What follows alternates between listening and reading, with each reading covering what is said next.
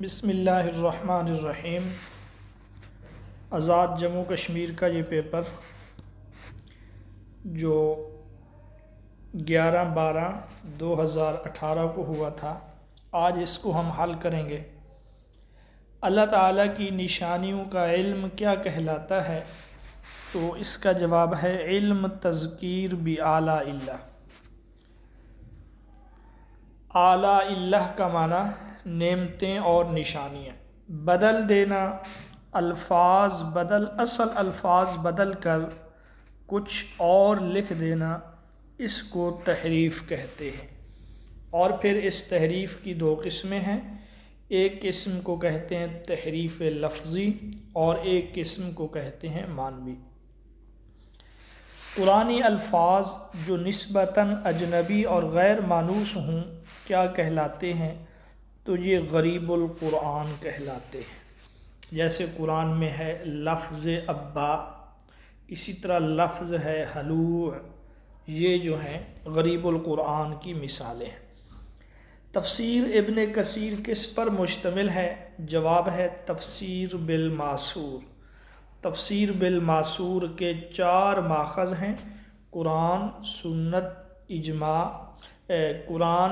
سنت، اقوال صحابہ اور اقوال تابعین۔ سوال 5، تفسیر مفاتیح الغیب کس نام سے مشہور ہے؟ تو یہ تفسیر کبیر کے نام سے مشہور ہے، اس کو تفسیر رازی بھی کہتے ہیں۔ علامہ فخر الدین رازی نے یہ تفسیر لکھی ہے۔ احکام القرآن کے مصنف کا نام بتائیے؟ تو اس کے مفسر ہیں ابو بکر احمد بن علی رازی جصاص۔ فقہ حنفی سے ان کا تعلق تھا اور یہ فقہ حنفی کی نمائندہ تفسیر ہے۔ مفتی محمد شفیع عثمانی نے اپنی تفسیر معارف القرآن میں کس کے ترجمہ کو اختیار کیا؟ تو جواب ہے مولانا محمود الحسن دیوبندی۔ علامہ جلال الدین سیوطی نے اپنی کتاب الاتقان فی علوم القرآن میں کتنی آیات کو منسوخ تسلیم کیا ہے؟ تو اس کا کوئی جواب بھی درست نہیں ہے، اس کا درست جواب 19 ہے۔ یہاں غالباً شاہ ولی اللہ کے بارے میں پوچھا جا رہا تھا، تو شاہ ولی اللہ کے نزدیک 5 آیات منسوخ ہیں۔ اللہ نے انسان کی فوز و فلاح کے لیے جو احکامات صادر فرمائے ان کا علم حاصل کرنا کیا کہلاتا ہے؟ تو ان کا علم حاصل کرنا، اس کو جو ہے علم دین کہتے ہیں۔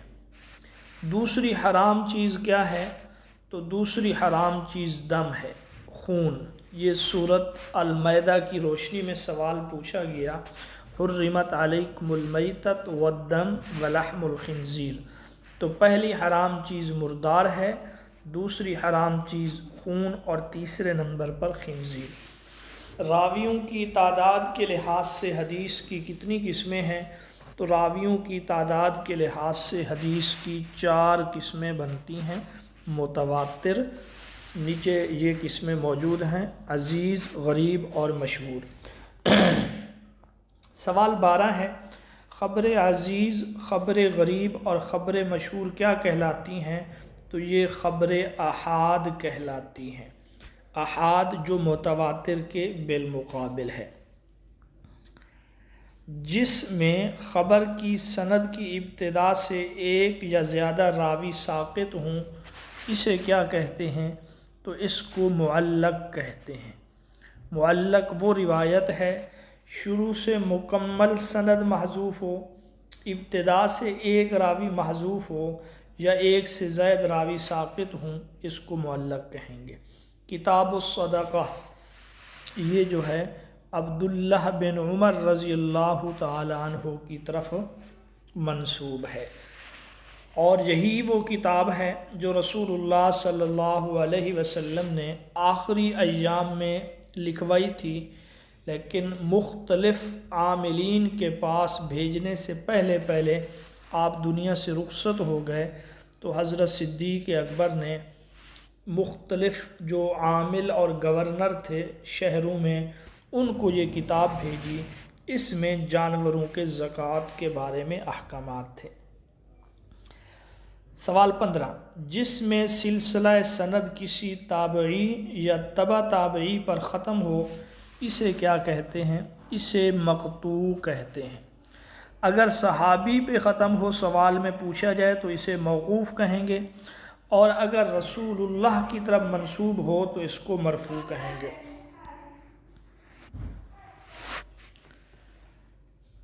وہ کتاب جن میں ایسی حدیثوں کو جمع کیا گیا ہو جو کسی کتاب کی شرائط پر پوری اترتی ہوں لیکن کسی وجہ سے اس میں درج نہ ہو سکیں، اس کو مستدرک کہتے ہیں۔ کسی اور مصنف کی جو شرائط ہیں اسی معیار کو، انہی شرائط کو سامنے رکھ کر احادیث کو جمع کرنا جو خود مصنف کی کتاب میں نہ ہوں، یہ مستدرک ہے۔ یہاں آپ مستخرج بھی سمجھ لیں۔ مستخرج میں یہ ہوتا ہے کسی مصنف کتاب کی جو احادیث ہیں ان کو اپنی سند کے ساتھ ذکر کرنا۔ مثلا ایک حدیث بخاری شریف میں ہے، امام بخاری کی سند کے ساتھ ہے، کوئی اور امام اسی حدیث کو کسی اور سند سے ذکر کرے جس میں امام بخاری اور ان کے استاد کا نام نہ آئے تو اس کو مستخرج کہیں گے۔ موجم بھی سمجھ لیں۔ موجم حدیث کی اس کتاب کو کہتے ہیں جس میں راوی اپنے شیوخ اور اساتذہ کی ترتیب سے احادیث جمع کرے، اور سنن حدیث کی اس کتاب کو کہتے ہیں جس میں فقہی ترتیب کے مطابق احادیث کو جمع کیا گیا۔ سوال 17 ہے، حدیث کے دوسرے حصے کو متن کہتے ہیں، حدیث کے پہلے حصے کو سند کہتے ہیں۔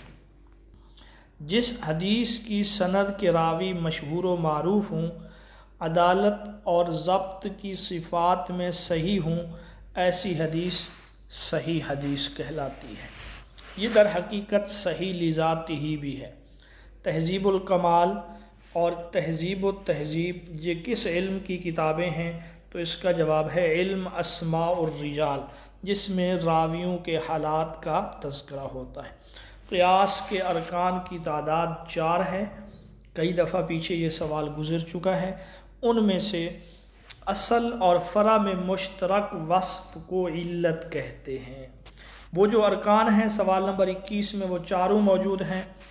قیاس کے ارکان میں سے پہلا رکن ہے اصل، اس کو کہتے ہیں مقیس علیہ، یعنی جس پر قیاس کیا جا رہا ہے، اور دوسرا رکن ہے فرع، یعنی جس کو قیاس کیا جا رہا ہے، اس کو مقیس کہتے ہیں، اور تیسرا رکن علت ہے، اس کو وجہ مشترک بھی کہتے ہیں، یعنی دونوں میں مشترک چیز یہی ہے، اور آخری چیز حکم، یعنی جو حکم مقیس علیہ کا ہے وہی حکم مقیس کا قرار دینا، یہ قیاس ہے۔ مصالح مرسلہ کی دوسری شرط بتائیں۔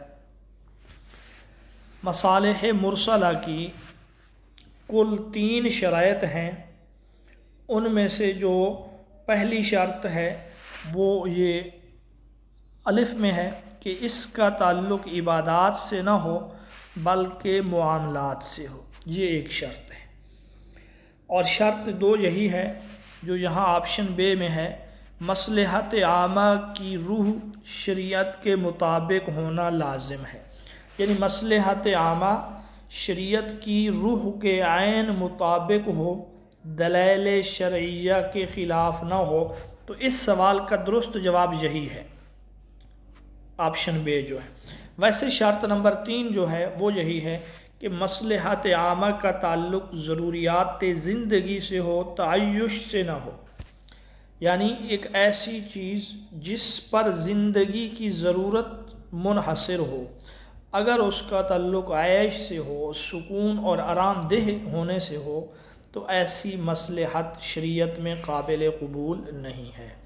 تو یہ 3 شرائط ہیں، تینوں یہاں ترتیب سے آپشن میں دیے گئے ہیں۔ اگلا سوال ہے، صحیح بخاری کی شرح فیض الباری کس نے لکھی ہے؟ علامہ انور شاہ کاشمیری رحمۃ اللہ علیہ۔ دلال کو کیا کہتے ہیں؟ تو اس کو جو ہے سمسار کہتے ہیں حدیث میں۔ جو کسی کے مال کو اور دیگر چیزوں کو بیچے۔ اصطلاح میں علماء کے نزدیک یہ کس کی تعریف ہے؟ کسی زمانے میں تمام مسلمان کسی فیصلے پر متفق ہو جائیں، یہ اجماع کی تعریف ہے۔ اجماع کا معنی متفق ہونا، پختہ ارادہ۔ کون سے امام استحسان کو تسلیم نہیں کرتے؟ تو یہاں پہ اس کا جواب بنے گا امام شافعی و امام احمد بن حنبل۔ زیادہ مشہور جو ہے وہ امام شافعی رحمۃ اللہ علیہ ہیں۔ سوال نمبر 27 ہے، کل کتنے مقامات پر قرآن میں نماز اور زکوٰۃ کا حکم اکٹھا آیا ہے؟ موجودہ اس کے آپشن کے مطابق جواب 30 ہے۔ عام طور پہ مشہور جو ہے وہ 32 ہے، لیکن اگر ہم غور کریں، درست اس کے جواب کو تلاش کریں تو اس کا جواب 27 ہے۔ 27 مقامات پر قرآن میں نماز اور زکوٰۃ کا حکم اکٹھے آیا ہے۔ یہ سوال بھی 27 ہے اور اس کا جواب بھی 27 ہے۔ ویسے مشہور 32 ہے، چونکہ یہاں 32 کا آپشن نہیں ہے تو ہم 30 کو ہی سلیکٹ کریں گے۔ زکوٰۃ کے لیے سونے کا نصاب کتنے تولہ ہے؟ تو 7.5 تولہ۔ قرآن مجید کی کس صورت میں وضو کے فرائض بیان کیے گئے ہیں؟ سورۃ المائدہ میں بیان کیے گئے ہیں، آیت نمبر 6 میں۔ وضو کا متبادل کیا ہے؟ وضو کا متبادل تیمم ہے۔ وضو کا خلیفہ بھی آپ اس کو کہہ سکتے ہیں۔ سوال 31، اشیاء کی ذخیرہ اندوزی کرنا اس نیت کے ساتھ کہ جب بازار میں قلت ہوگی تو اس کو مہنگے داموں فروخت کیا جائے گا، اس کو کیا کہتے ہیں؟ اس کو کہتے ہیں احتکار۔ احتکار کا لفظی معنی ہے ذخیرہ اندوزی کرنا۔ اور کنز جو ہے خزانے کو کہتے ہیں، اور ہبہ کہتے ہیں کسی کو بغیر کسی عوض کے کچھ دے دینا۔ کس میں نقصان کا اندیشہ نہیں ہوتا؟ موجودہ آپشن میں سود ہے۔ سود میں نقصان کا اندیشہ نہیں ہے، کیونکہ اس کو اپنا پورا پیسہ بھی ملے گا اور اضافی بھی۔ شراکت میں، بیع میں، مضاربت میں، ان میں نقصان کا اندیشہ ہوتا ہے۔ وہ مال جو پڑا ہوا کہیں مل جائے، اس کا مالک نہ ملے، اس کو لقطہ کہتے ہیں۔ لقطہ گری پڑی چیز کو کہتے ہیں۔ اور یہاں اگر ہم آپشن الف کو دیکھیں، تسعیر، تو تسعیر کا معنی ہے قیمتوں، کرایوں اور اجرتوں کا تعین۔ اور جزیہ جو ہے، جو یہاں پر جیم آپشن میں ہے، جزیہ غیر مسلم سے اس کی عزت اور آبرو کے بدلے ذمی سے جو ٹیکس لیا جاتا ہے اس کو جزیہ کہیں گے۔ کسی کو بلا معاوضہ چیز دینے والے کو کیا کہتے ہیں؟ چیز دینے والا جو ہے وہ واہب ہے۔ نجی ملکیت کا خاتمہ کس معیشت کا اصول ہے؟ اشتراکیت کا یہ اصول ہے کہ یہاں ذاتی ملکیت کا کوئی تصور نہیں ہے، تمام چیزیں ریاست اور حکومت کے زیر ملکیت ہیں اور عوام اس کے لیے کام کریں گی۔ ہر وہ چیز جس میں انسانی حاجت پوری کرنے کی صلاحیت موجود ہو، اسے کیا کہتے ہیں؟ اسے عامل کہتے ہیں۔ معاشیات کی اصطلاح میں اس کو عامل یا عاملین پیدائش کہتے ہیں، اور کل عاملین پیدائش 4 ہیں۔ شیخ الرئیس کس کا لقب ہے؟ تو ان میں بو علی سینا کا لقب ہے شیخ الرئیس، جن کی مشہور کتاب ہے القانون فی الطب۔ سوئی چید کیمرہ کس نے ایجاد کیا؟ تو کیمرے کے موجد یہ ابن الہیثم ہیں۔ کس مسلمان سائنسدان نے زمین کا قطر معلوم کیا؟ تو اس کے جواب ہیں ابو ریحان البیرونی۔ قرع انبیک یہ ایک آلہ ہے، اس کے موجد جابر بن حیان ہیں جو علم کیمیا کے بابائے آدم ہیں۔ قرآن پاک اور عہد نامہ قدیم کی تعلیمات کو باہم ملا کر کس نے نئے مذہب کی بنیاد رکھی؟ تو بہائی فرقہ ہے ایک، کچھ ایران میں اور کچھ بلوچستان میں اس فرقے کے ماننے والے ہیں۔ انہوں نے قرآن اور عہد نامہ قدیم کی تعلیمات کو ملا کر ایک مذہب کی بنیاد رکھی ہے، اور ان کا قبلہ جو ہے وہ فلسطین کا شہر عکہ ہے۔ عکہ آج کل اسرائیل کے قبضہ میں ہے۔ مذاہب کی دوسری قسم میں ہندو مت، سکھ مت، زرتشت اور جین مت شامل ہیں۔ اس قسم کا نام کیا ہے؟ اس قسم کو کہتے ہیں آریائی۔ تو یہاں آپشن تینوں کو اگر ہم دیکھ لیں تو مذاہب کی 3 قسمیں بنتی ہیں نسلی لحاظ سے۔ ایک ہے سامی، اس میں 3 ہیں، اسلام، یہودیت اور عیسائیت۔ ایک ہے آریائی۔ آریائی مذاہب میں ہندو، سکھ مت، زرتشت، جین مت اور بعض جو ہے نا بدھ مت کو بھی اس میں شامل کرتے ہیں۔ اور تیسری قسم ہے منگولی۔ منگولی میں کنفیوشس ہے، شنٹوئزم ہے اور اس کے علاوہ بدھ مت، اسلاف پرستی وغیرہ بھی ہیں۔ سوال 43 ہے، رگ وید میں سوائے 75 اشعار کے تمام کس سے لیے گئے ہیں؟ تو یہاں اصل میں ہونا چاہیے تھا سام وید میں، تو یہاں یہ املا کی غلطی ہے۔ سام وید میں 75 اشعار اپنے ہیں، باقی تمام رگ وید سے لیے گئے ہیں، ورنہ رگ جو ہے یہ تو سب سے قدیم ہے، اس سے اشعار لیے جاتے ہیں، اس نے کسی سے اشعار نہیں لیے، تو سب سے قدیم جو ہے وہ رگ وید ہے۔ پھر اس کے بعد اسی سے اشعار لیے گئے ہیں، مثلا سام وید میں 75 اشعار اپنے ہیں، باقی رگ وید کے لیے گئے ہیں۔ رشی جو ہے اس شخص کو کہتے ہیں جس پر ویدوں کا نزول ہوا ہندو عقیدے کے مطابق۔ لوقا انجیل کتنے ابواب پر مشتمل ہے؟ تو لوقا انجیل جو ہے اس کا جواب ہے یہ 24 ابواب پر مشتمل ہے۔ کل 4 اناجیل ہیں جن کو اناجیل اربع کہا جاتا ہے، ان میں سے ایک ہے انجیل متی، اس انجیل کے جو ابواب ہیں وہ 28 ہیں، اور ایک ہے انجیل لوقا، اس کے ابواب 24 ہیں۔ ایک ہے انجیل مرقس، اس کے ابواب جو ہیں 16 ہیں، اور ایک انجیل جو ہے وہ انجیل یوحنا ہے۔ انجیل یوحنا کے 21 ابواب ہیں، یہ آپ نے یاد رکھنے ہیں۔ اگر کسی بار لوقا کے بارے میں پوچھا گیا تو متی، مرقس اور یوحنا کے بارے میں بھی پوچھا جا سکتا ہے۔ انجیل کا لفظی معنی ہے خوشخبری۔ زرتشت مذہب کا سب سے بڑا نظریہ کیا ہے؟ تو توحید اس کا درست جواب ہوگا۔ اگرچہ ہم پڑھ آئے ہیں کہ زرتشت مذہب میں 2 خداؤں کا تصور ہے، لیکن بعض تقابل ادیان کے ماہرین یہ کہتے ہیں کہ زرتشت بذات خود توحید پرست تھا، تو اس لیے ان آپشنز کے مطابق درست جواب توحید ہی بنے گا۔ عمل کا راستہ اور قربانی کی راہ کو ہندو مت میں کیا کہتے ہیں؟ تو اس کو کرما مارگ کہتے ہیں۔ علم کے راستے کو جنان مارگ کہتے ہیں، اور بھکتی مارگ جو ہے یہ قربانی کی راہ کو کہتے ہیں۔ اپنشدوں میں خدا کی پہلی قسم کون سی ہے؟ تو پہلی قسم کو خدائے شخصی کہتے ہیں۔ وہ فرنگی جو مشرقی زبانوں اور علوم کا ماہر ہو اسے مستشرق کہتے ہیں۔ سوال 49 ہے، ہینایان اور مہایان کس مذہب کے فرقے ہیں؟ تو یہ بدھ مت کے فرقے ہیں۔ ہینایان کا معنی چھوٹا پہیا، چھوٹی گاڑی، اور مہایان کا مطلب ہے بڑا پہیا اور بڑی گاڑی۔ سوال نمبر 50 ہے، انبیاء متاخرین میں کتنی کتابوں کا تذکرہ ملتا ہے؟ تو انبیاء متاخرین میں 3 کتابوں کا تذکرہ ملتا ہے۔ یہ جو در حقیقت ہے عہد نامہ قدیم، جس کو عہد نامہ عتیق بھی کہتے ہیں، اس میں کل 39 کتابیں ہیں۔ ان کو پھر آگے تقسیم کیا گیا ہے۔